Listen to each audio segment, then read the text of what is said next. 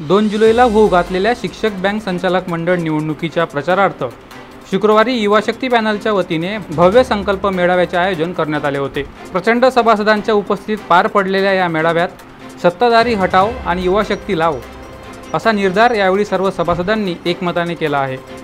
शुक्रवारी सायंकाळी विमलाबाई देशमुख सभागृहात युवा शक्ती पॅनलचा संकल्प मेळावा सभासदांच्या प्रचंड उपस्थितीत पार पडला।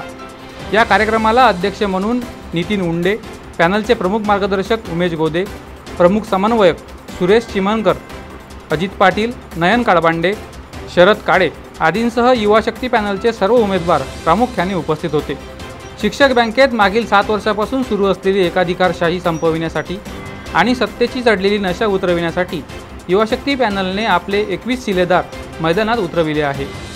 2 जुलैला होणाऱ्या निवडणुकीत युवा शक्ती पॅनलला बहुमत मिळाल्यास संचालक मंडळाच्या पहिल्याच सभेमध्ये प्रामुख्याने कर्जावरील व्याजदर कमी करणार असल्याचंही युवा शक्ती पॅनलच्या वतीने स्पष्ट करण्यात आले। संकल्प मेळाव्याच्या दरम्यान पॅनलमधील सर्व 21 उमेदवारांनी आपला परिचय दिला।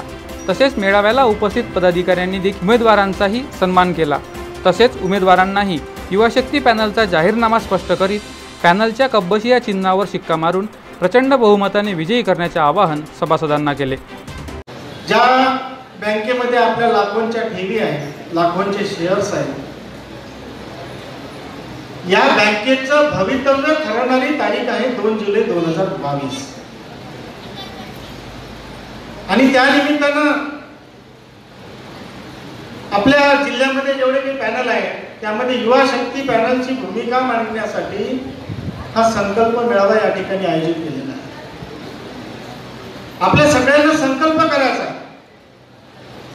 की या बँकेमध्ये जो काही अनागोंदी कारभार सुरू आहे आणि हेच संचालक मंडळ सध्या जर अस्तित्वात राहिलं तर ही बँक राहील की नाही, ही बँक वाचणार की नाही, आपल्या लाखोंच्या ठेवी सुरक्षित राहणार की नाही, आपल्याला आपल्या शेअर्सवर डिव्हिडंड मिळणार की नाही। तुमच्या सगळ्यांच्या आशीर्वादाने चांगल्या ठेवी त्या बँकेमध्ये आहेत, पण मार्जिन खूप मोठ्या प्रमाणात वाढली, बँकेचा व्यवसाय वाढला, कर्ज घेणाऱ्याची संख्या वाढली, सभासदांची संख्या वाढली, ठेवीदाराची संख्या वाढली, पण तुमची मात्र लूट सुरू झाली।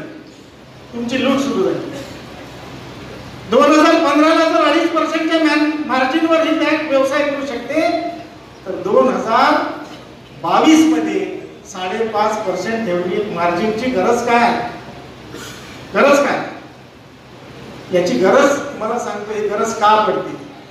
कारण मागच्या 5 वर्षामध्ये आस्थापनेवरचा खर्च प्रचंड प्रमाणात वाढलेला आहे, प्रचंड प्रमाणात। आपण चूप राहतो म्हणून यांचं पावते, आता बोलायला शिका। युवा शक्तीचं संचालक मंडळ बहुमतामध्ये बसलं तर संचालक मंडळाच्या पहिल्या सभेमध्ये आपण पाहतो या ठिकाणी महिलांची प्रचंड गर्दी आहे। सगळ्या भगिनींना माझी विनंती आहे की आमसभेला अशीच गर्दी करत जा, म्हणजे तुम्हाला आमसभेचं खरं चित्र समोर येईल।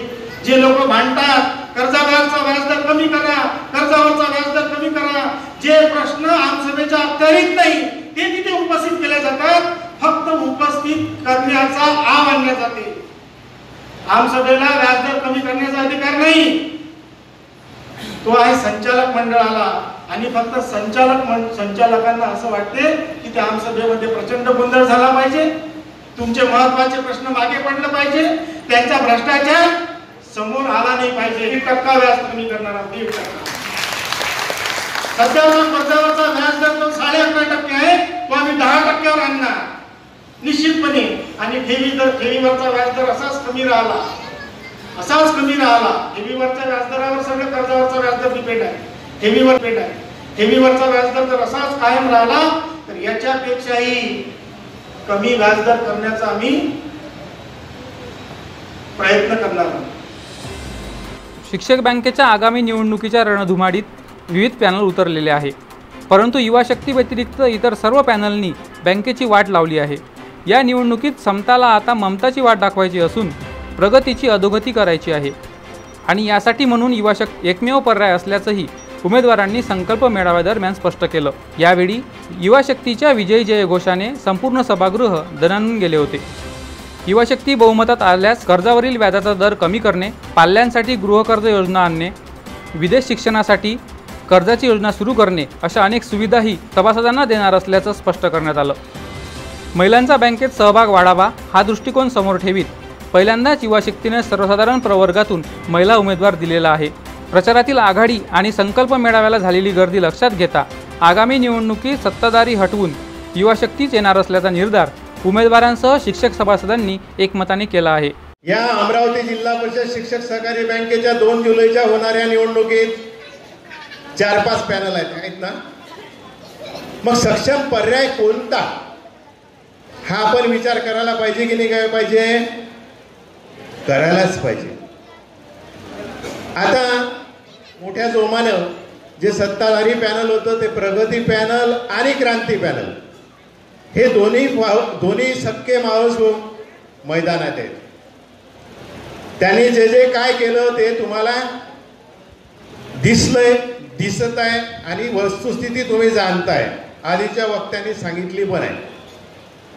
मग पब्लिकला तुमच्या मैत्रिणींना किंवा मित्रांना असं वाटतं का तिसरा पर्याय म्हणजे समता पॅनल दिसते. असं होऊ शकते, पण मित्र असं अजिबात नाही. ते असं नाही ते सांगतो का नाही. बघा मी अध्यक्ष झालो, अनिल कोल्हे उपाध्यक्ष झालो. लोन द्यायचं होतं तर सभासदांना लोनसाठी पैसा नव्हता. कालच्या भाषणात त्या समता पॅनलच्या अध्यक्षांना सांगितलं का पैसा नव्हता, आम्ही आरडीची स्कीम आणली, आम्ही मुदत ठेवी 555 दिवसासाठी आणल्या. त्यांनी नाही आणल्या, आम्ही आणल्या. त्यांनी नाही आणल्या, हा फोटो या व्यासपीठावरून बोलतो. त्यांनी नाही आणल्या, आम्ही आणल्या. बँक कर्जमुक्त केली, आम्ही केली. मी अध्यक्ष होतो आणि अनिल कोल्हे उपाध्यक्ष होते. बँकेत कर्जमुक्त पहिल्यांदा जर कोणी केली असेल ती आम्ही केली. निधी आम्ही उपलब्ध केला, बँक स्ट्रॉंग केली. बँकेच्या इतिहासात सगळ्यात पहिल्यांदा 1,75,00,000 रुपये बुडीत व संशयित निधी तर आम्ही टाकले, आजपर्यंत कोणच नाही टाकले.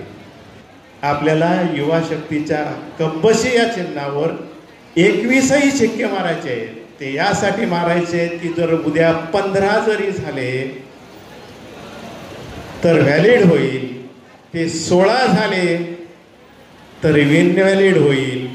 म्हणून मत विभागणी होणार नाही, इनव्हॅलिड होणार नाही. या दोन्ही गोष्टीची दक्षता घ्या. माझी तुम्हाला पुन्हा एकदा कळकळीची विनंती आहे की आपण युवा शक्ती पॅनलला भरघोस मतदान करून निवडून द्या. धन्यवाद. युवा शक्ती पॅनलच्या संकल्प मेळाव्याला प्रचंड संख्येने सभासद, उमेदवार आणि पदाधिकारीही मोठ्या संख्येने उपस्थित होते. अनिकेत ठाकरे, विदर्भ न्यूज, अमरावती.